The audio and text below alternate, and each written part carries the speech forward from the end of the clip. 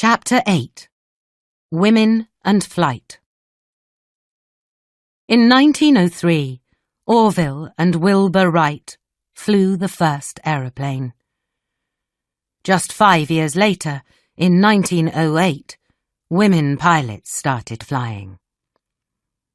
One of the first women to fly was a young woman called Amelia Earhart. She flew aeroplanes, and she was a writer. Earhart was the first woman to fly alone across the Atlantic Ocean. Amelia Earhart was born in Kansas, USA. She saw her first aeroplane at the age of 10. She did not like it. "It looked not at all interesting," she said. 10 years later, she went with a friend to watch some pilots flying aeroplanes. A pilot saw them, and he flew his aeroplane down at them. Amelia was afraid, but she did not move. As the plane went by, she felt very excited. "I did not understand it at the time," she said later, "but I believe that little red aeroplane said something to me as it went by." In 1920, a pilot took her up in an aeroplane, and that changed her life. She said later, "When I was 200 or 300 feet off the ground, I knew I had to fly." In 1921, Amelia had lots of different jobs. She was a photographer and a lorry driver. She saved $1,000 for flying lessons. Later that year, she bought her first aeroplane. It was called the Canary. The next year, she flew to 14,000 feet, higher than any other woman before. Amelia achieved a lot in the next few years. In 1932, she was the first woman to fly alone across the Atlantic, which she did in 14 hours and 56 minutes. She wrote a book, The Fun of It, about her journey. She loved to fly alone. In 1935, she was the first person to fly alone the 2,408 miles across the Pacific between Honolulu, Hawaii, and Oakland, California. She was the first person to fly alone from Los Angeles to Mexico City, which she did in 13 hours and 23 minutes. And she was the first person to fly alone without stopping from Mexico City to Newark, USA, which she did in 14 hours and 19 minutes. These were just some of the things Amelia achieved. In 1937, as Amelia was close to her 40th birthday, she was ready for a big journey. She wanted to be the first woman to fly around the world.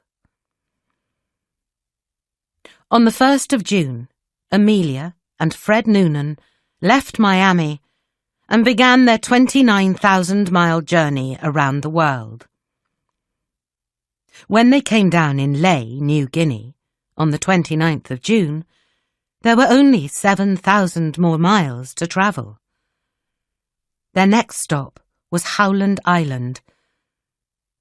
Howland Island is 2,556 miles from Lae in the Pacific Ocean, and it is a very small island.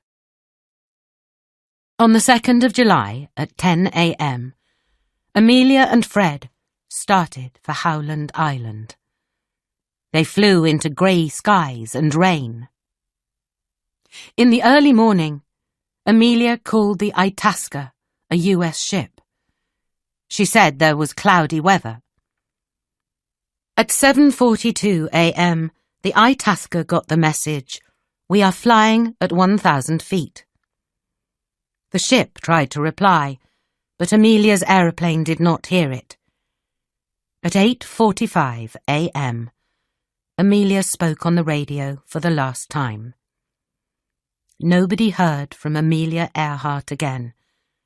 She and Fred disappeared. Nobody knows what happened to them. People will remember Amelia Earhart because she was brave and because she achieved so much for women and flight. In a letter to her husband, George Putnam, during her last flight, she showed how brave she was. "Please know that I know about the dangers," she wrote. "I want to do it because I want to do it. Women must try to do things as men have tried." After Amelia Earhart, there were many women pilots in the USA. Mary Wallace "Wally" Funk was one of them. She flew aeroplanes for her job at the age of 20. But in 1960, a space program was started by an American man called William Randolph Lovelace, who worked at NASA. He had helped to choose the first 7 astronauts. Those astronauts were all white men. William thought that women should also be able to go into space. He knew that the Soviet Union wanted to have women astronauts too. The USA wanted to be the first country to put women in space, so in 1960, William began to test women in the USA as astronauts. It was called the Women in Space program. 13 women pilots were asked to join it, and Wally Funk was one of them. Wally Funk always wanted to be an astronaut. She, like the other women, had to do lots of difficult tests. In one test, the women were placed in special rooms with water, where they could not hear anything or see anything. Funk was in there for 10 hours and 35 minutes. She tested better than John Glenn, the man who went to the moon.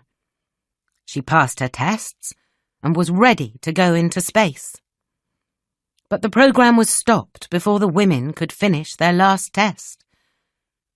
Was this because of sexism? Maybe the men became afraid that the women were equal, or sometimes better than them. Today, Wally Funk has thousands of flight hours, and she has taught over 3,000 students how to fly. After the Women in Space program, women started to go into space. But the first woman was Russian, not American. Valentina Tereshkova was the first woman astronaut to go into space. She was chosen from 400 people to pilot Vostok 6 on the 16th of June, 1963. She is still the only woman who has been on a journey into space alone. She was 26. Valentina was born in a village about 170 miles from Moscow. Her parents worked on a farm, and her father was killed during World War II. Valentina left school when she was 16 and worked at a factory, but she continued her education in the evenings. She also learned how to jump from an aeroplane with a parachute. She loved it. After Russian Yuri Gagarin became the first man in space in 1961, Valentina became excited. She joined the Russian space program. She was not a pilot, but she joined the program because of her 126 parachute jumps. At the time, astronauts had to parachute down when they came back near to Earth. Valentina and 4 other women had 18 months of lessons. She did many tests. Of the 5 women, only Valentina went into space. The Americans did not send a woman into space until Sally Ride became the first American woman in space in 1983. Today, it is much easier for women to become astronauts. Chapter 6. Women and Science. There have been women in science for many hundreds of years. Some women were working in medicine, for example, in early times. Even in ancient Greece, women were able to study science. In these early times, the number of women in science was not high. But in the 20th century, women started to study and work in science more and more. One of the big names of the 20th century was a woman from Poland named Marie Curie.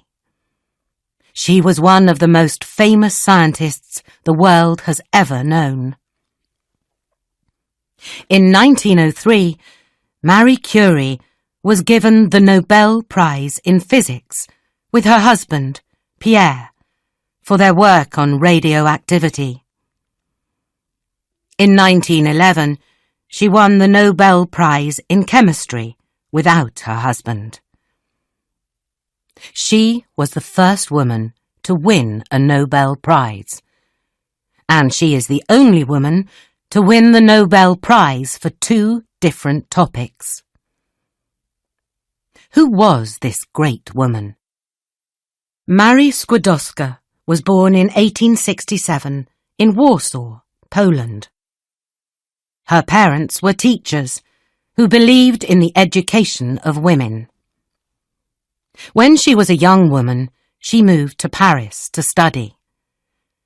There she met Pierre Curie, who became her husband. They were both working with radioactivity.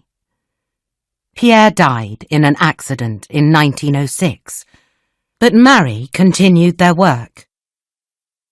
In Marie Curie's time, science was a man's world. She was the first woman to achieve big things in this world. She was also the first woman to get a PhD from a French university. And she was the first woman to become a professor at the University of Paris. Today we know that Marie Curie was a Nobel Prize-winning scientist, but we must remember that it almost did not happen.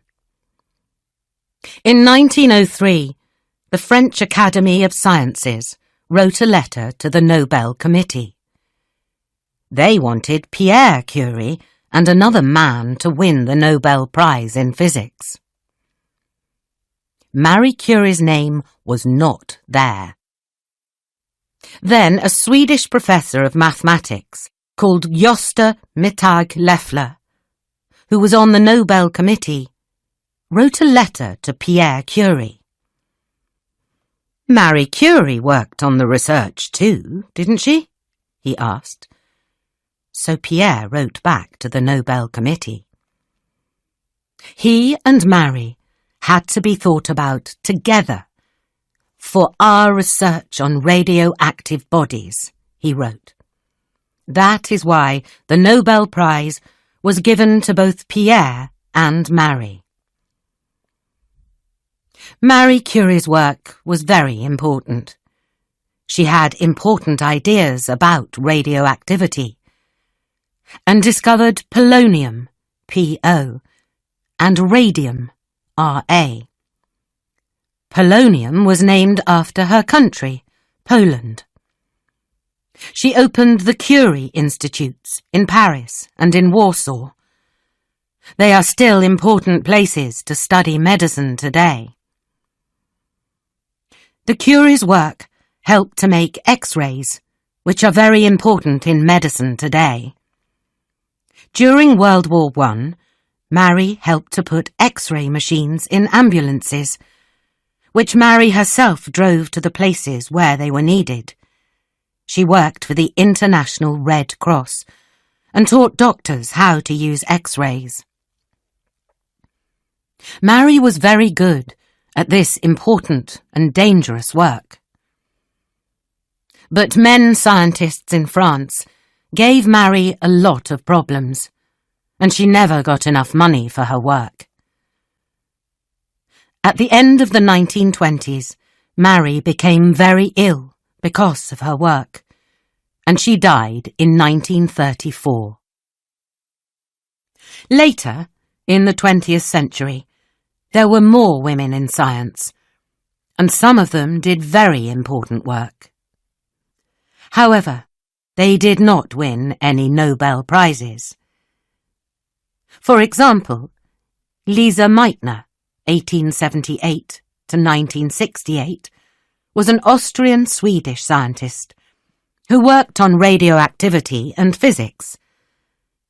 Lise and Otto Hahn led the small group of scientists who first split the atom. Their work was published in 1939. Lise was very famous late in her life, but she was not given the 1944 Nobel Prize in Chemistry. That was given to Otto Hahn. Since then, many scientists and journalists have asked why Lise did not get the Nobel Prize. Was it because she was a woman?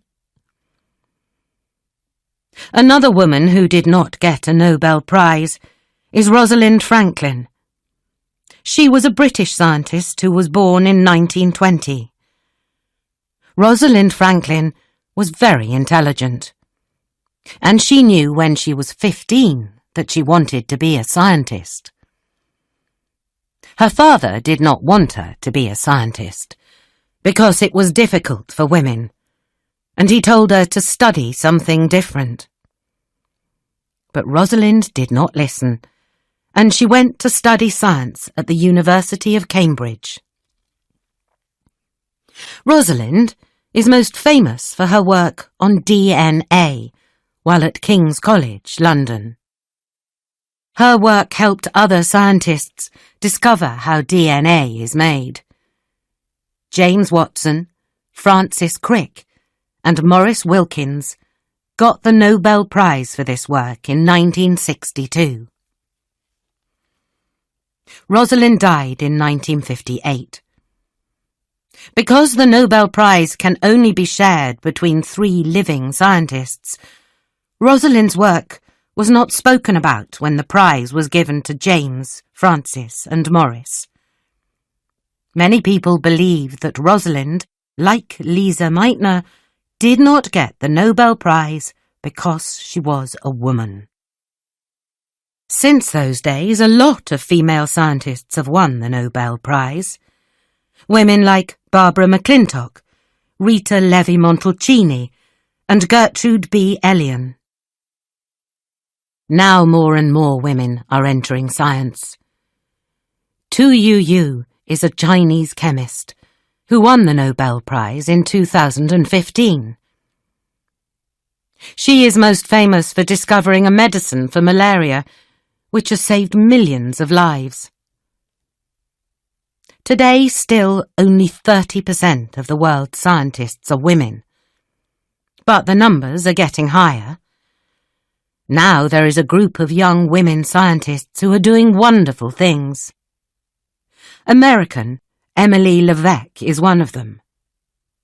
Emily is an astronomer, a scientist who studies the stars in the sky. Her work helps us to understand our world. She also teaches at the University of Washington, and she gives talks about her work. She loves answering questions from people who are not astronomers. More and more women are now going into science because of female scientists like Marie Curie, Rosalind Franklin, and Emily Levesque. Women and sport. The modern history of women in sport started in the 19th century. At that time, golf and tennis were 2 of the sports that women played. At the first modern Olympic Games in Athens, Greece, in 1896, there were no women. Women first went to the Olympics in Paris, France, in 1900. But only 22 women played in those games, out of the 997 people from 19 countries.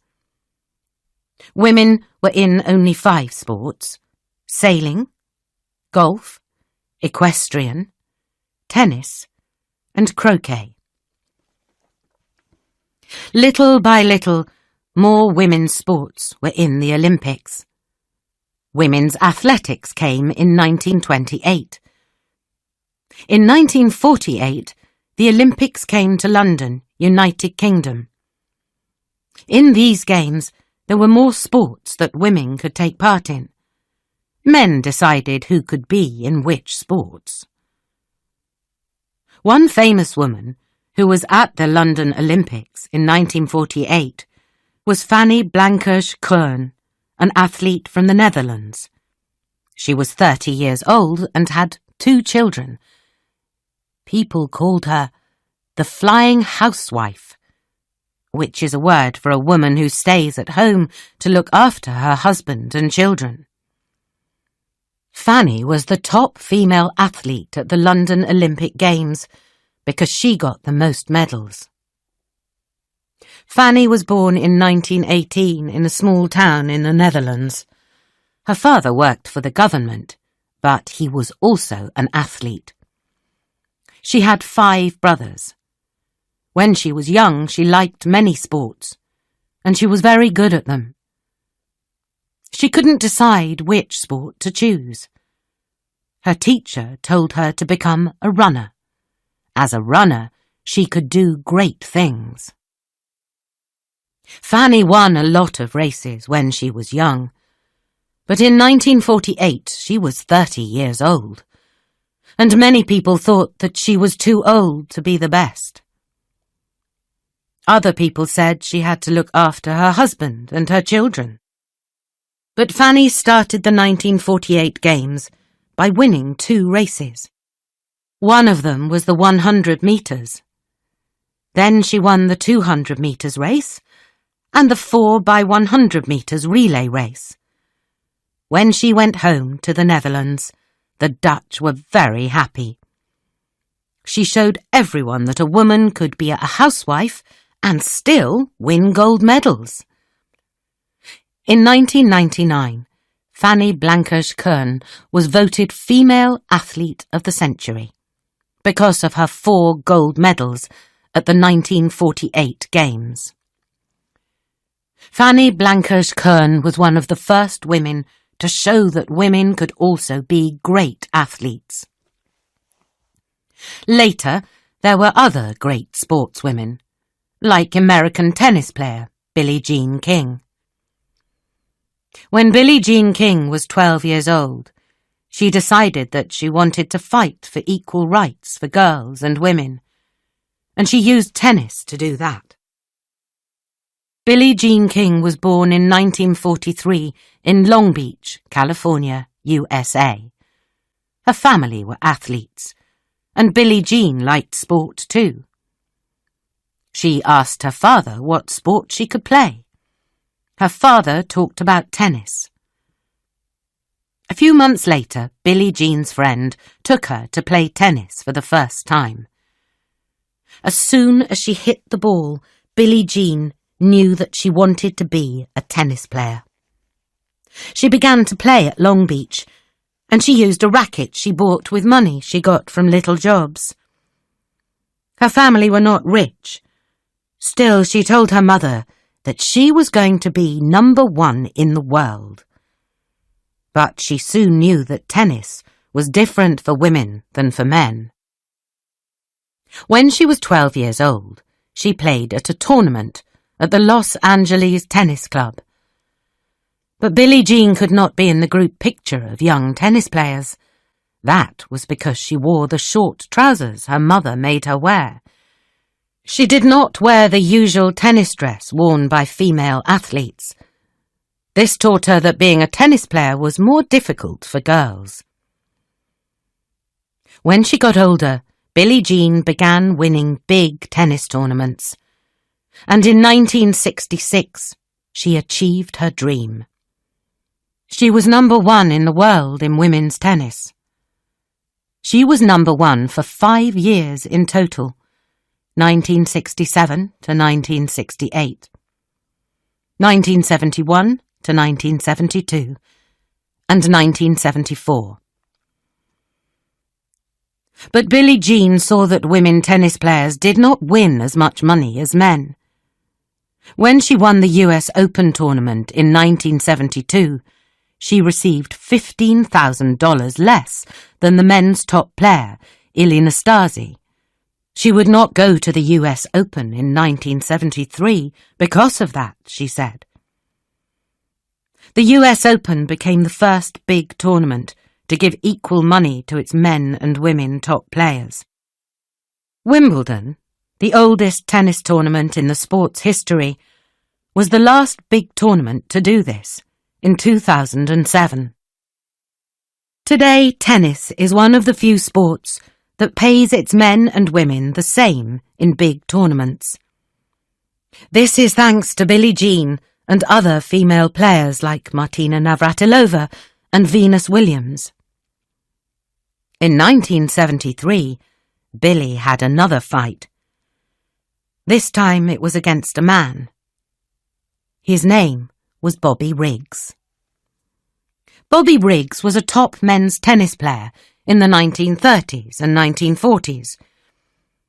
He won the Wimbledon men's tournament in 1939, and he was the world number 1 tennis player in 1941, 1946, and 1947.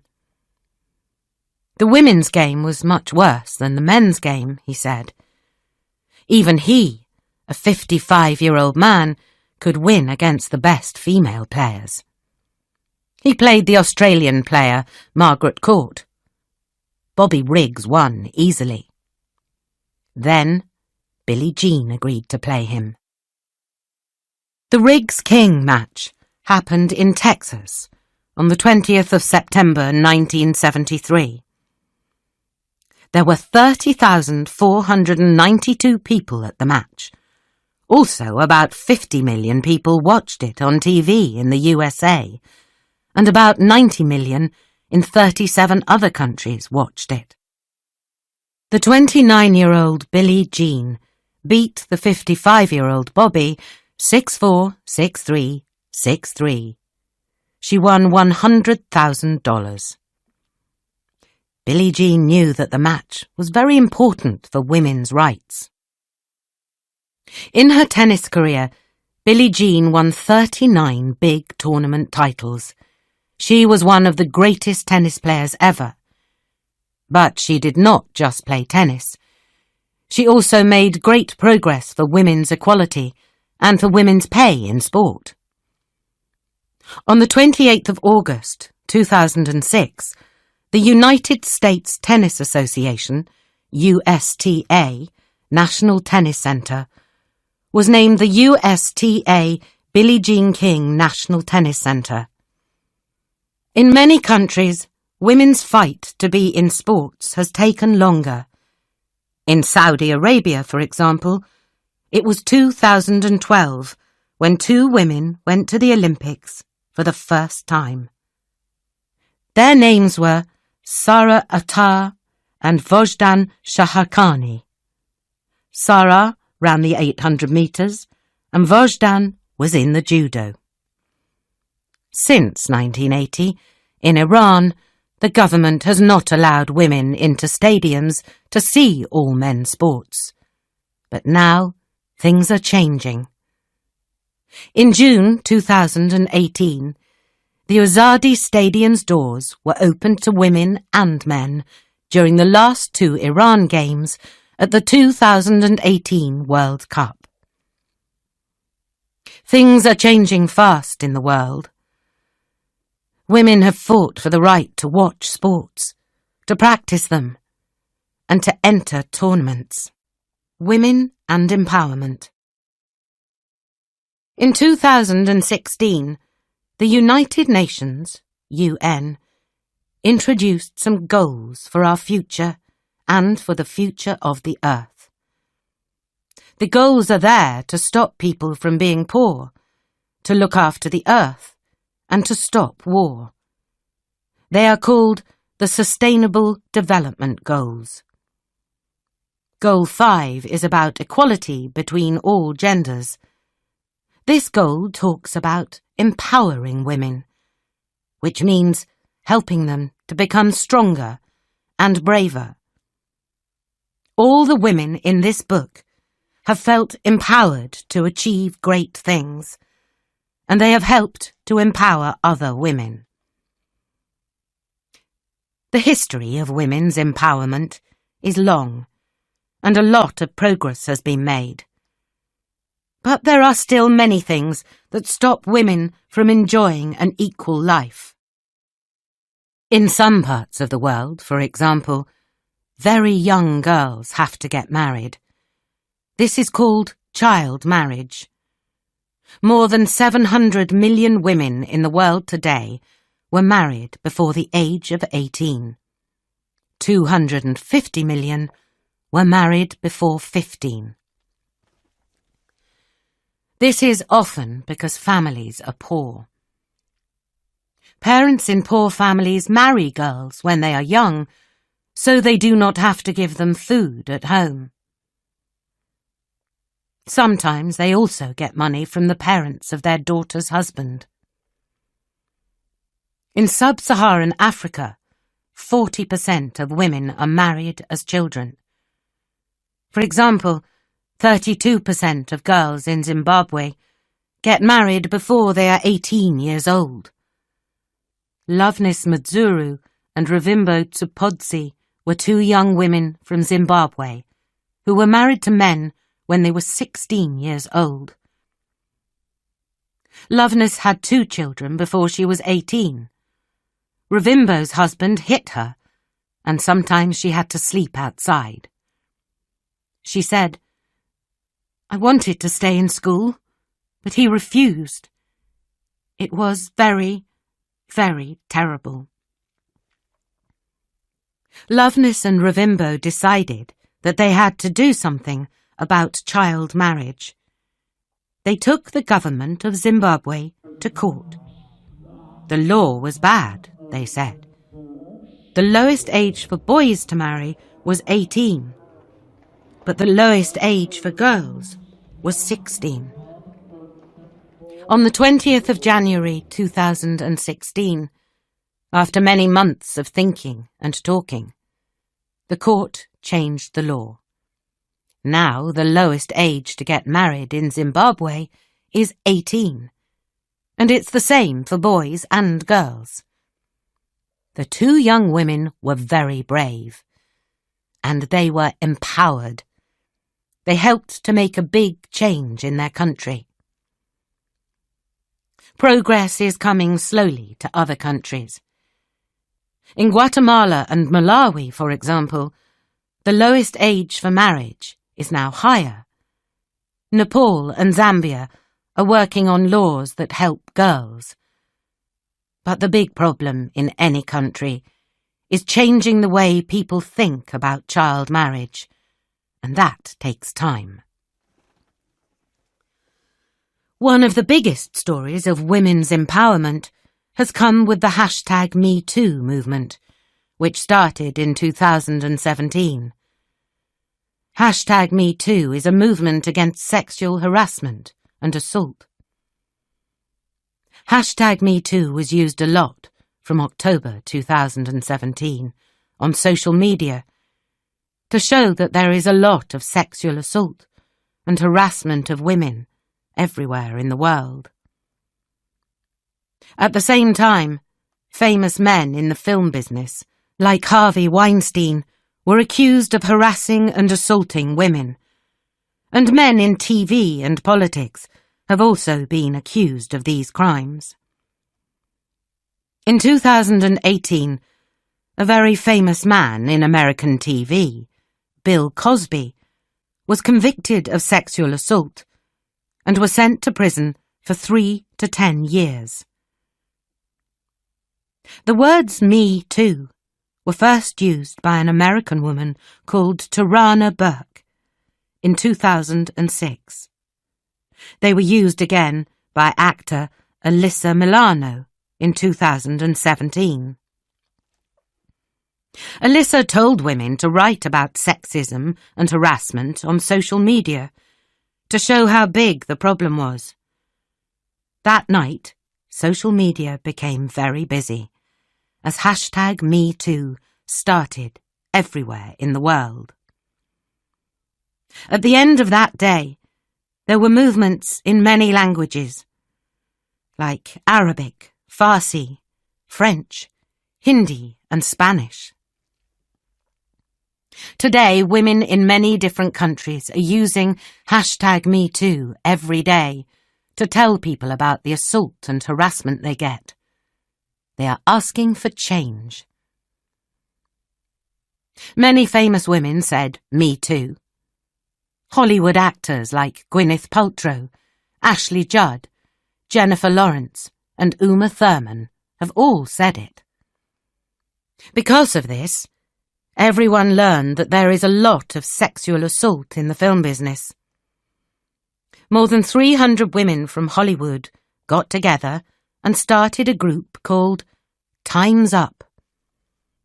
They asked for money for women who have been sexually assaulted. 17,700,000 women say that they have been sexually harassed or assaulted since 1998.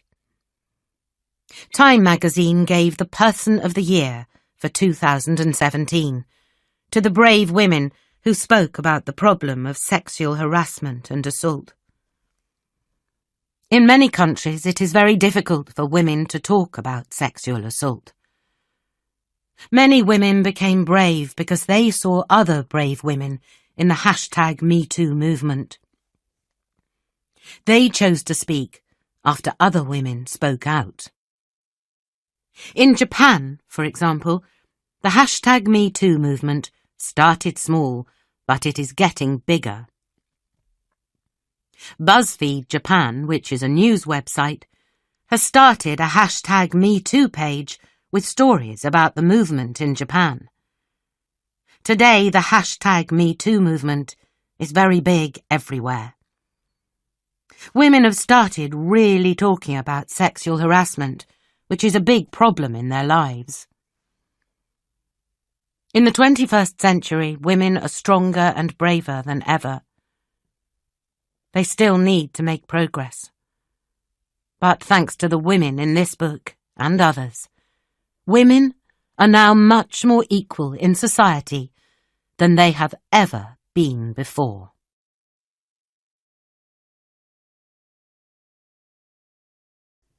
Women and the vote.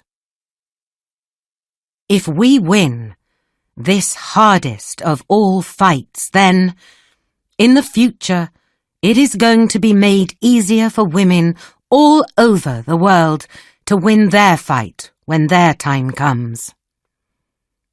Emmeline Pankhurst, 1858 to 1928. The fight for the vote was one of the greatest fights that women have had. It started in the 19th century and continued into the 20th century. In the 1890s, parts of New Zealand and Australia were the first places to give women the vote. The first country in Europe to allow women to vote was Finland, which was then part of Russia. Finland also had the world's first women members of parliament, MPs, in 1907. After Finland came Norway, which gave the vote to women in 1913. Denmark followed in 1915. In the United Kingdom, the vote did not come until 1918. The fight for votes there was led by some very brave women. The most famous is a woman called Emmeline Pankhurst. She was the leader of the suffragettes, the name of a group of women who fought for the vote. Emmeline was born in 1858 in Manchester, in the north of England. Her father had a small business, and they lived in a large house. Both her mother and her father believed in women's rights. Emmeline was the oldest of 10 children. She was very intelligent and could read when she was 3 years old. In Emmeline's time, girls were not given a very good education. They learned things they needed for family life, like how to cook. But Emmeline's mother and father had money. When she was older, they paid for her to go to a women's school in Paris. When she came back 5 years later, at 20 years old, she could speak good French and knew how to cook, but she also knew chemistry. In 1879, Emmeline married a lawyer called Richard Pankhurst. Richard also believed in the vote for women. He wrote some laws in 1870 and 1882 that allowed women to keep their money or houses after they married. Emmeline and Richard had 5 children between 1880 and 1889. Emmeline and Richard believed in the same ideas. When he died in 1898, Emmeline was very sad.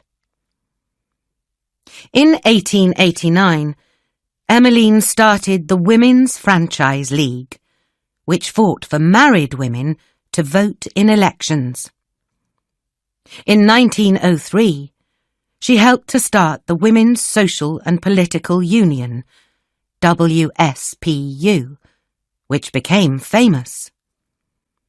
They believed in doing things, not only saying words. The WSPU were the first suffragettes. Emmeline's daughters, Christabel and Sylvia, were also suffragettes. In Britain, politicians, the newspapers, and the people were very surprised by what the suffragettes did. The women walked in the streets and broke windows. They burned buildings. When they were put in prison, they did not eat. In 1913, a suffragette called Emily Davison was killed when she threw herself under the King's horse at a famous horse race. She did this because the government would not give women the right to vote. The suffragette said, "Emily died for women." Emmeline was a very good speaker. She went to the USA and gave many talks there. The most famous one was called Freedom or Death. It was about how strong the suffragettes were. Emmeline talked about "We women of England." She said, "The men who are against us have to choose between giving us freedom or giving us death." Some people did not like what the suffragettes were doing, but Emmeline and the other women knew that they had to do something. They couldn't just talk about things. Emmeline, like many of the suffragettes, was put in prison many times. From 1908 to 1909, she was in prison 3 times. From 1912 to 1913, she was in prison 12 times. She was very brave, and she knew that women had to win this fight. She even stopped eating. Sometimes the police forced her to eat, which was very painful. Sometimes the suffragettes almost died from not eating, but still they continued to fight. At times, the suffragettes also chained themselves outside 10 Downing Street, where the British Prime Minister lives, shouting, "Votes for women!" There were also some men who fought for a woman's right to vote. 2 examples were Members of Parliament Keir Hardie and George Lansbury, who both agreed with the suffragettes. Winston Churchill, who later became Prime Minister, started his career against the vote for women. But later, he agreed with it. Maybe this was because his wife, Clementine, agreed with it. In 1918, women over 30 got the vote after many years of fighting. Emmeline died on the 14th of June, 1928, at the age of 69. On the 2nd of July, 1928, women were given equal voting rights with men. They could vote at the age of 21. Emmeline did not live to see it. In 1999, Time magazine called Emmeline Pankhurst one of the 100 most important people of the 20th century. They wrote that she changed society very much. What about today? In the 20th century, women in many countries fought for the vote and got it. Little by little, women have got the vote in almost every country in the world. Years that the vote was given to all women in a selection of countries. 1893, New Zealand. 1906, Finland. 1913, Norway. 1915, Denmark. 1917, Russia. 1918, Austria, Germany, Poland. 1919, Netherlands, Sweden. 1920, USA. 1922, Ireland. 1928, Britain. 1929, Ecuador. 1930, Turkey. 1931, Spain. 1944, France. 1945, Italy. 1947, Argentina. 1949, China. 1950, India. 1953, Mexico. 1954, Colombia. 1957, Malaysia, Zimbabwe. 1960, Canada. Some women were given the vote in 1918, but Asian and indigenous women were excluded from voting at that time. 1962, Algeria. 1962, Australia. Some women were given the vote in 1902, but indigenous women were excluded from voting until 1962. 1963, Iran, Morocco. 1964, Libya. 1971, Switzerland. 1974, Jordan. 1976, Portugal. 1989, Namibia. 1990, Samoa. 1993, Moldova. 1994, South Africa. From 1930, only white women were allowed to vote. 1994, Kazakhstan.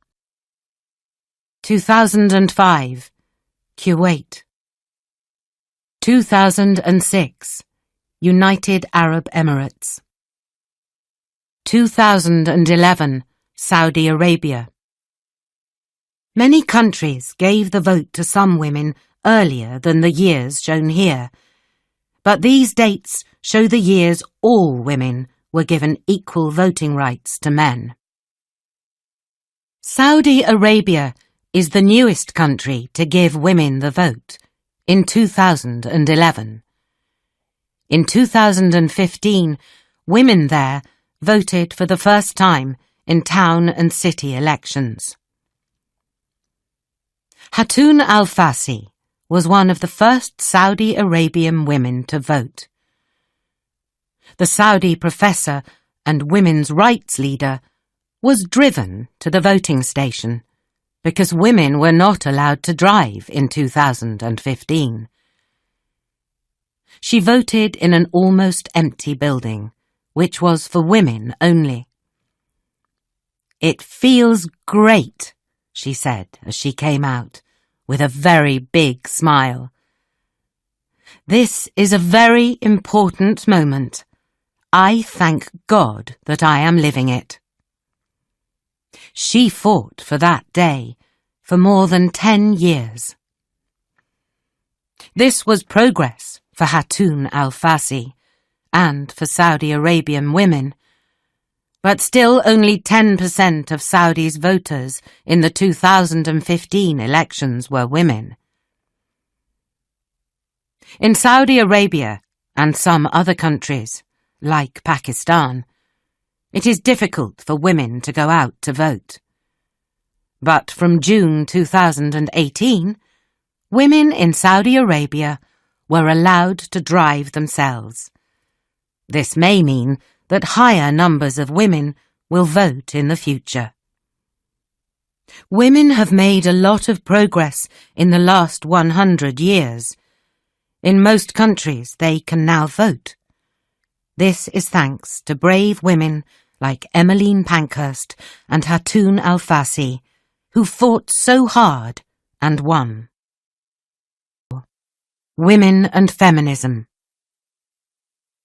When we use the word feminism, we are talking about a number of political and social movements and ideas that have one goal. That goal is to achieve equality between all people. All over the world, feminist movements have fought, and are still fighting, for women's right to vote. These movements are also fighting for women's right to work, to earn equal pay, and to own property. They are fighting for women to get an education, and for women to have equal rights when they get married. Feminists have also worked hard to stop sexual assault and other crimes against women at work and at home. Feminism is not new. It has a long history in the West and in other parts of the world. The history of modern feminism comes in 4 waves or movements. Each wave looked at different parts of the same problem. The first wave, in the late 19th and early 20th centuries, was mostly about women's right to vote. The second wave, which began in the 1960s, was about women's fight for freedom. During this time, women fought for equality in the law and in society. The third wave, which began in the 1990s, continues the work of second-wave feminism. In it, women want to be themselves. They fight to be different from how some men want to see them, and from other women. The fourth wave started around 2012, and it is about sexual harassment and crimes against women at work. It uses a lot of social media, like Facebook, YouTube, and Twitter, and has been led by the #MeToo movement. The first wave of feminism in the West was mostly about getting the vote. Women in Northern Europe, and in places like the United Kingdom, the USA, and Australia, were all fighting for the vote in the last years of the 1890s and the early years of the 20th century. But during these times, countries like China, Egypt, and Iran had feminist movements too. For example, the Iranian women's movement wanted to achieve women's equality in education, marriage, careers, and law. In Egypt, in 1923, Huda Sharawi started the Egyptian Feminist Union. She was the leader of the Arab women's rights movement. The second wave of feminism arrived in the middle of the 20th century. Second wave feminism was about more than the vote. It was about sexuality, family, and work. Second wave feminism also talked about sexual assault against women. It brought changes in laws about divorce and children. All over the world, feminists fought to change family laws that gave husbands control over their wives. In many European countries, married women still had very few rights. For example, in France, married women could not work if their husbands did not agree to it. That law only changed in 1965. One of the greatest European women at this time was a French philosopher, thinker, and writer called Simone de Beauvoir. Simone de Beauvoir was born in Paris in 1908. She studied philosophy at the Sorbonne, the famous university in Paris. De Beauvoir was only the 9th woman to study at the Sorbonne at the time. In 1929, when she was 21 years old, she met Jean-Paul Sartre, the philosopher. They were together for 51 years, until he died in 1980. They never lived together, never married, and never had children.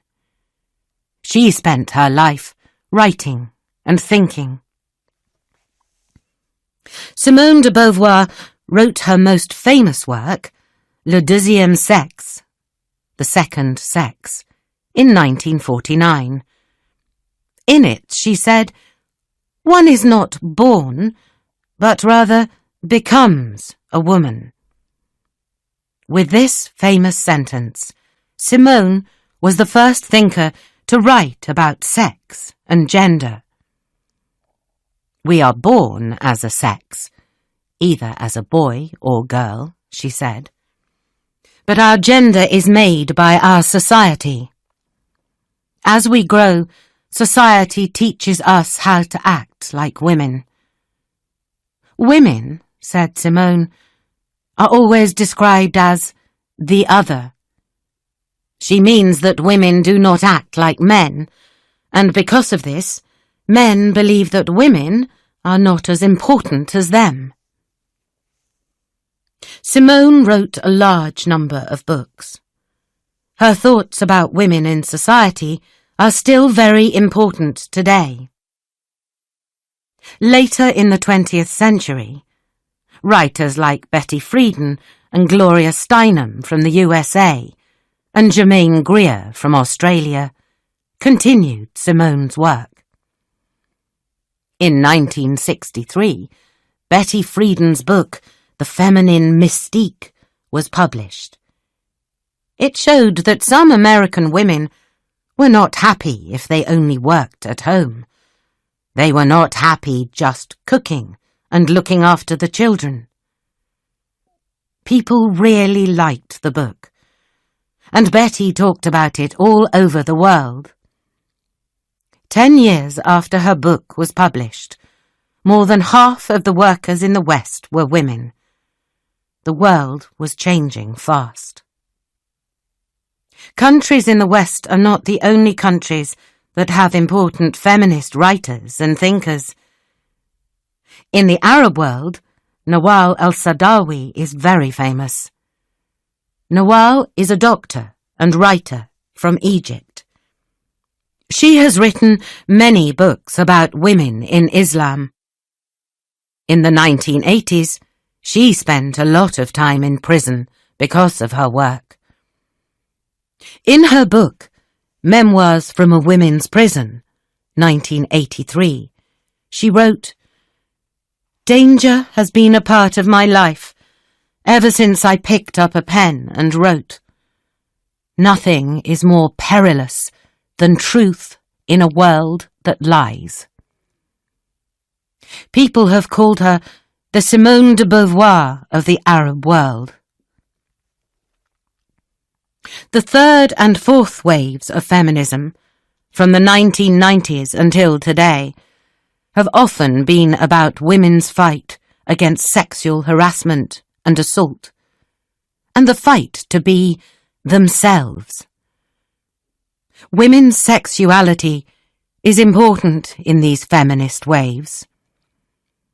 These waves are also about the sexism that happens to women every day. Fourth wave feminism uses social media to talk about the problem of harassment in the street and at work. It also talks about sexual assault in universities and colleges.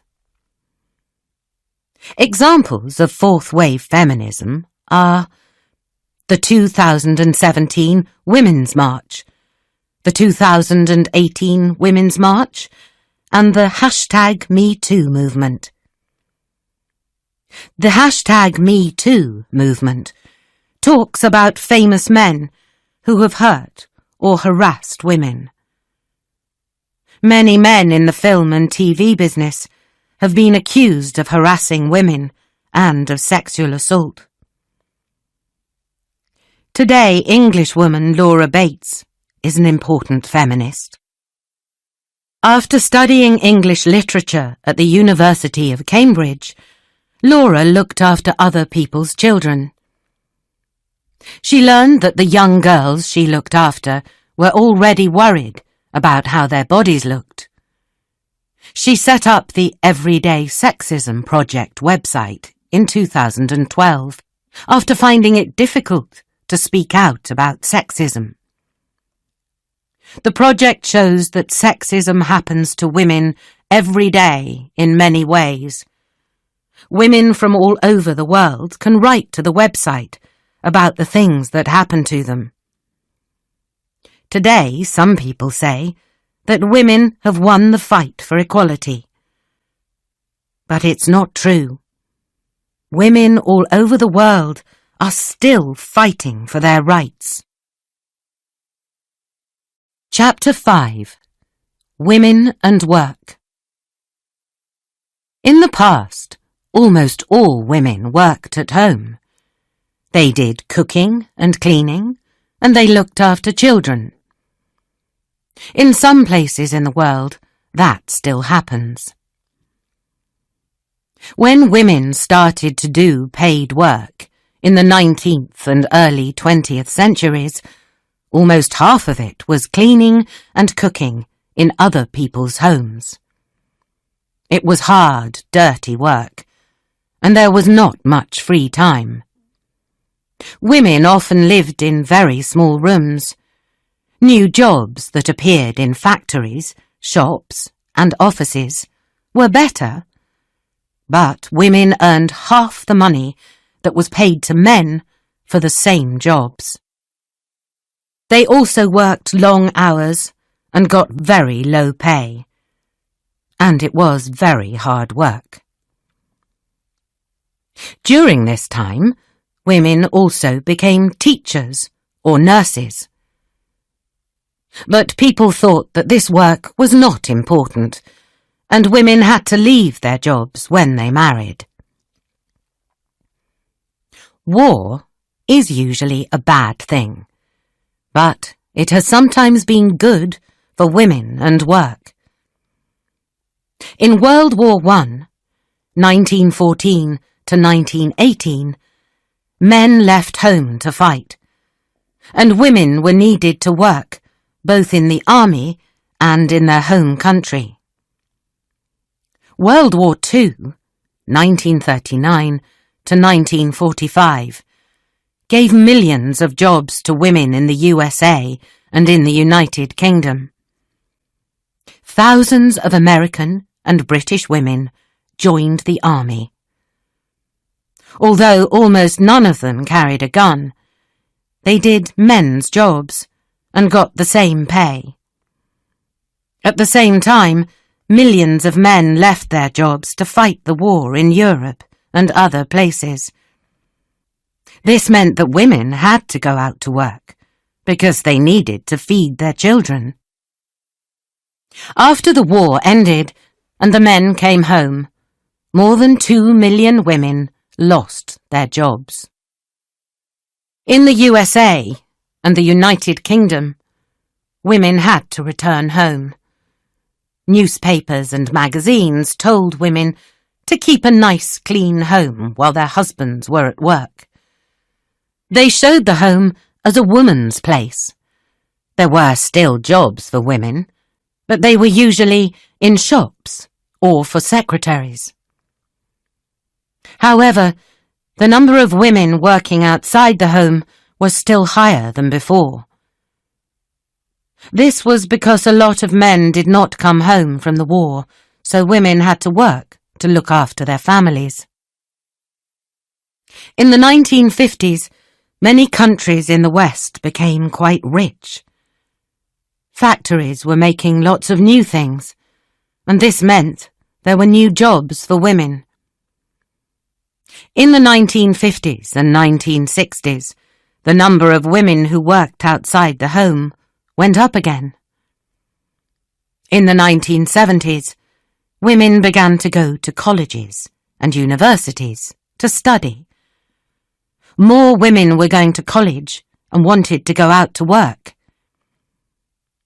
This was a change from women in the past, who only worked a little because they got married and had children. In the West, doctors could help women to choose how many children they had. Families became smaller. Today, the number of women at work continues to go up. In 2014, in Canada, for example, over 47% of workers were women. Today, in many countries, women need to go out to work to help their families. They are also going into men's jobs. These days there are women pilots, judges, and astronauts. Women are now working in large numbers, and they are also becoming leaders in business and politics. One of these leaders is Sheryl Sandberg, who is the Chief Operating Officer, COO, of Facebook. Sheryl was born in Washington, D.C., and she got an MBA from Harvard Business School. She worked for Google before becoming the first woman COO at Facebook. In 2012, she was named in the Time 100, a list of the 100 most important people in the world. In 2013, Sheryl wrote her first book, Lean In: Women, Work, and the Will to Lead. Lean In is a book to help women to achieve their career goals. It is also for men who want to make a more equal society. Women are becoming leaders in business, But equal pay is still a big problem. In the USA in 2016, women earned about 82 cents for every dollar a man made. In the United Kingdom, more than 3 out of 4 businesses pay men more than women. In many jobs, men earn 10% more than women earn. In 2018, it was discovered that the BBC was paying some men a lot more than women for the same jobs. One of the women who spoke about the problem was Carrie Gracie. Carrie Gracie worked in China for the BBC. She speaks the language and knows a lot about China. She has worked for the BBC for 30 years. In January 2018, she left her job in China because the BBC were paying women less than men. After a long fight, the BBC paid Carrie the same amount of money as the men were paid. The fight for work and equal pay has not been won. Women still do most of the work in the home, which means that many of them are working a lot more than men. In many parts of the world, women cannot work outside of the house, or cannot work where they want to. They are often paid less, and sexism and sexual harassment at work are a problem every day. Women are 50% of the world's people, and when they cannot work, it is a big problem for the world. Chapter 1. Women and Education. I do not wish for women to have power over men, but over themselves. Mary Wollstonecraft, 1759 to 1797. Women's rights start with the education of girls and women. If we study the history of women's fight for equality with men, education has always been an important topic. It may be the most important topic, because women can only be equal to men if they have an equal education. But the fight for equal education has met many problems. In many countries, and at different times in history, girls had very little or no education. In the past, a lot of people believed that women were not as intelligent as men. People thought that a woman's only job was being a wife and mother. Why educate them for that? People worried that education was not good for women. In some places, people still have these ideas. The education of girls is still a very important topic around the world. In the 18th and 19th centuries, people started to think, write, and talk about women's education more and more. There was progress in some countries. In 18th century Russia, for example, Catherine the Great believed in education for everyone. In 1786, she started free education for all girls. In England, writers like Catherine Macaulay, Mary Wollstonecraft, Hester Chapone, and Hannah More all wrote about female education. At that time, girls from richer families only learned music, drawing, and maybe a little French and Italian. In her book, Letters on Education, 1790, Catherine Macaulay, the first English female historian, told mothers and fathers to educate their girls.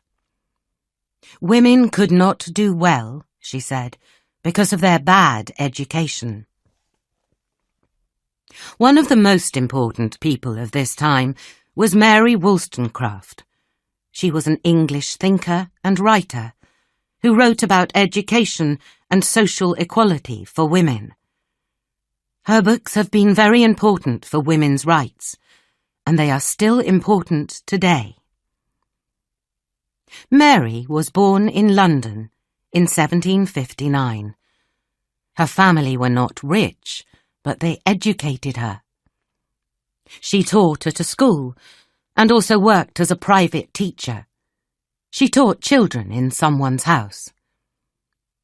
She then wrote Thoughts on the Education of Daughters in 1787.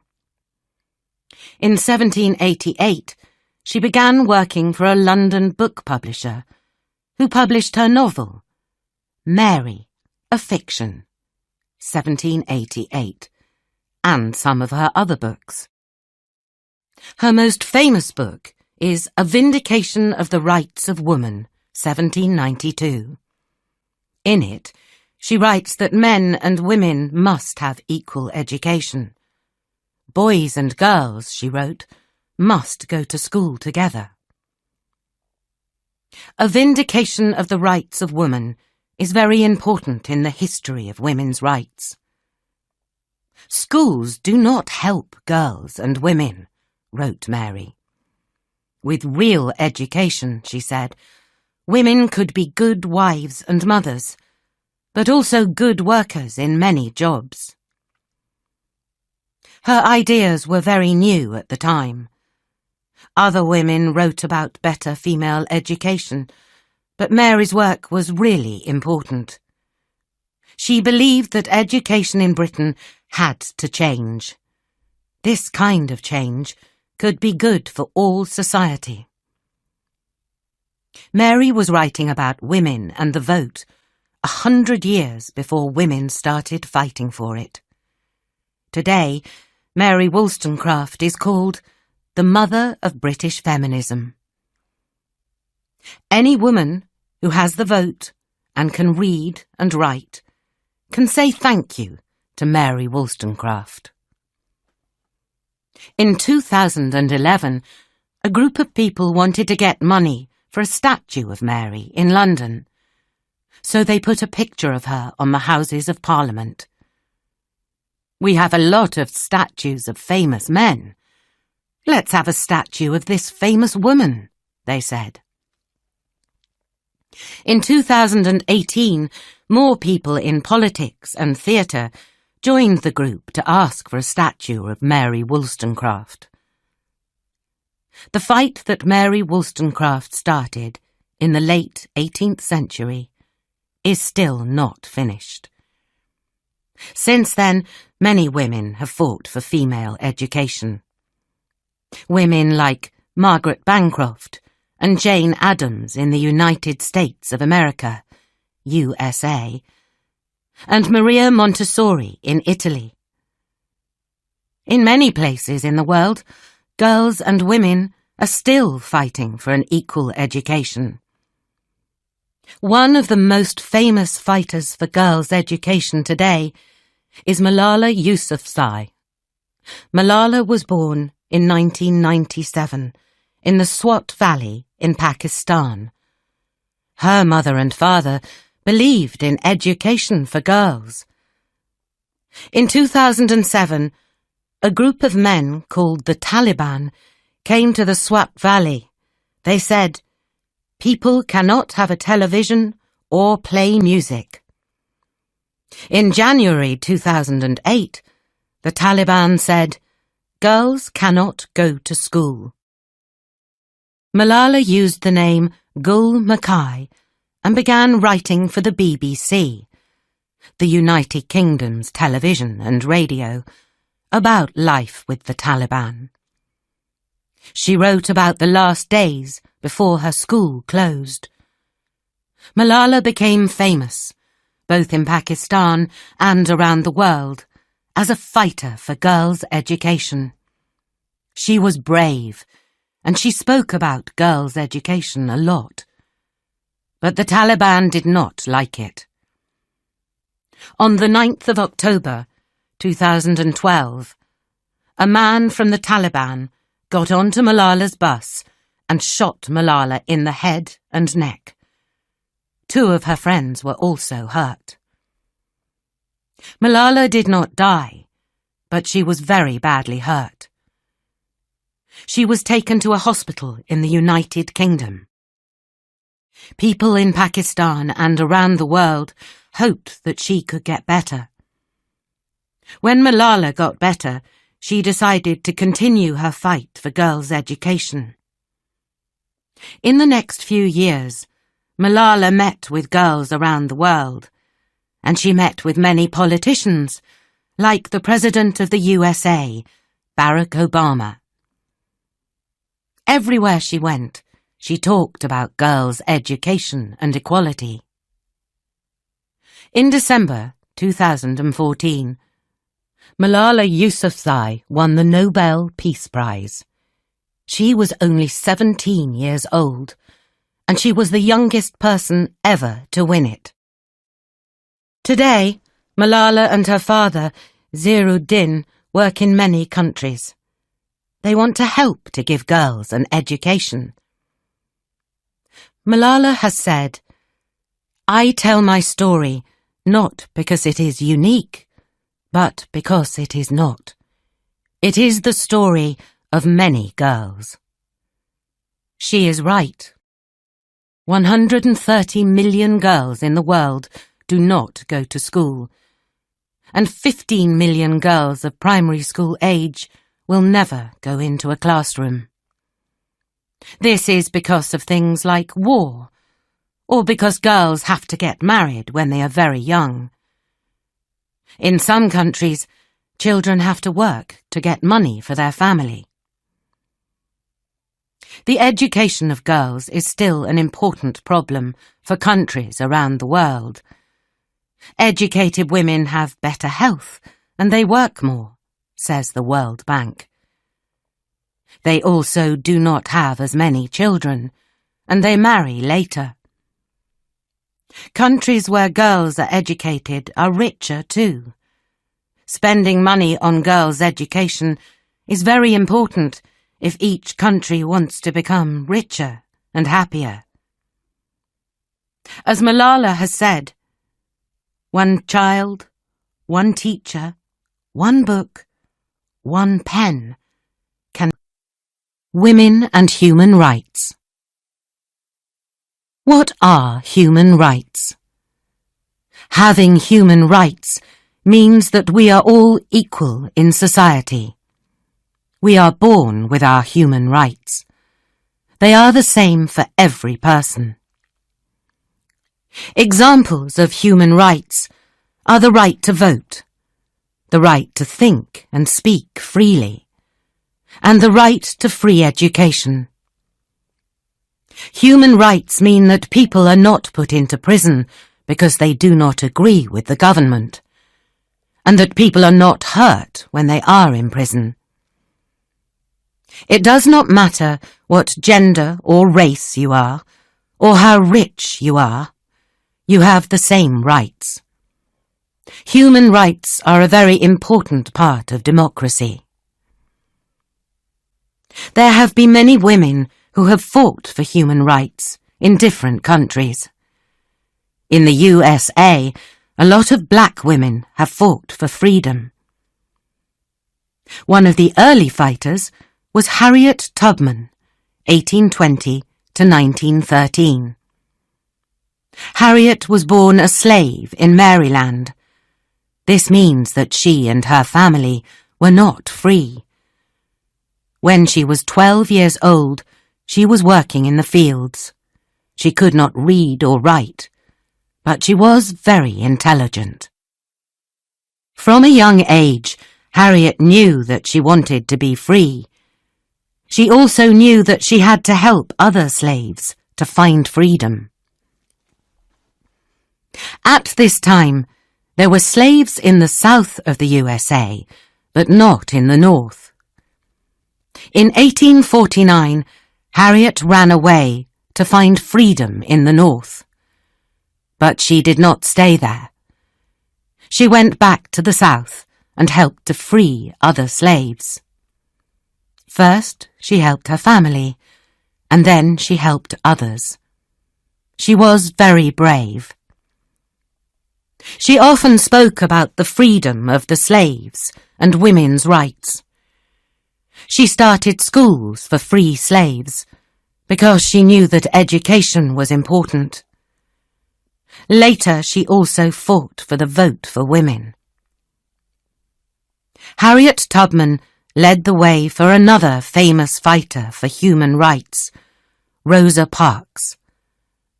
Rosa Parks was born in Alabama in 1913. She is famous because she did not stand up. When Rosa was a young woman, in many places in the USA, black people, who were called coloreds at that time, and white people could not sit together. From a young age, Rosa knew that there was a black world and a white world, as she said later. One of the places where black people and white people did not mix was on buses. Rosa Parks worked at a shop in the city of Montgomery, Alabama. On the 1st of December, 1955, after a long day's work at the shop, Rosa Parks got on the bus to go home. She sat in a seat for coloured people. In those days, there was a line on the floor of the bus. White people sat in the front of the line, and black people had to sit behind it. This meant that when a black person caught the bus, they had to get on at the front of the bus to pay. Then they had to get off and get on the bus again at the back door. On this day in December, the bus began to fill with white people. After a short time, the bus was full, and the driver noticed that some white people were standing up. The driver stopped the bus and asked 4 black people to stand up.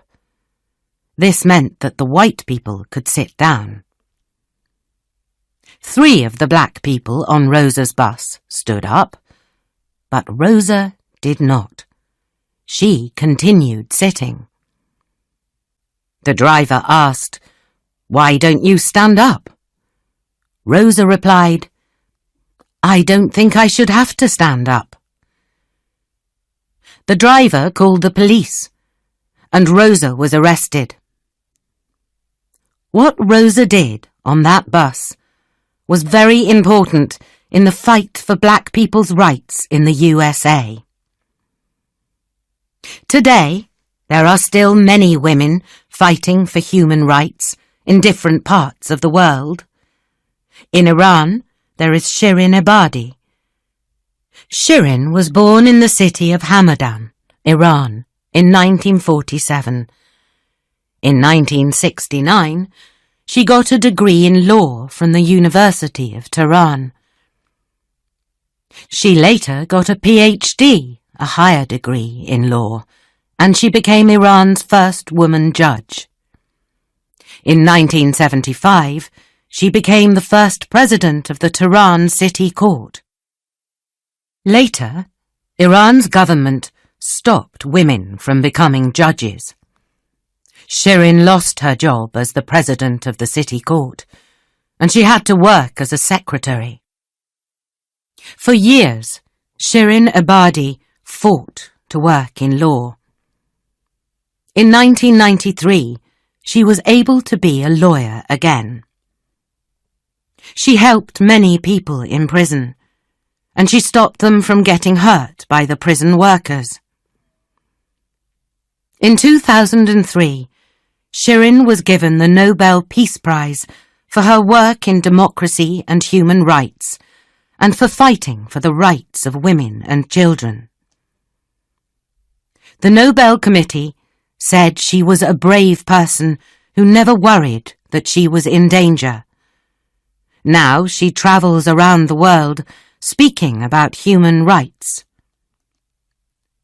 Rigoberta Menchú is also an important woman who fought for the rights of indigenous people in her country. Rigoberta was born in 1959 to a poor Quiche-Maya indigenous family in a small village in Guatemala. When she was young, she helped with the family's farm work. Sometimes she worked in the mountains where her family lived.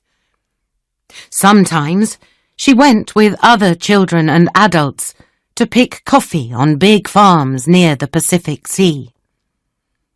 But she went to school too. After leaving school, Rigoberta worked against human rights crimes by Guatemalan soldiers from 1960 to 1996, during a war in the country. In 1979 and 1980, her brother, Petrochinio, and her mother, Juana, were killed by Guatemalan soldiers. Her father, Vicente, died in the 1980 burning of the Spanish embassy. In 1984, her brother Victor was also killed by soldiers. In 1981, Rigoberta ran away from Guatemala because living there was dangerous for her. She went to live in Mexico. In 1995, she married Angel Canil, a Guatemalan. They have a son, Mash Nahuel Ja. While in Mexico, Rigoberta continued to fight for indigenous people's rights in Guatemala. In 1992, she got the Nobel Peace Prize for her work. Rigoberta and these other women have fought for the rights of women, but also for the rights of all humans.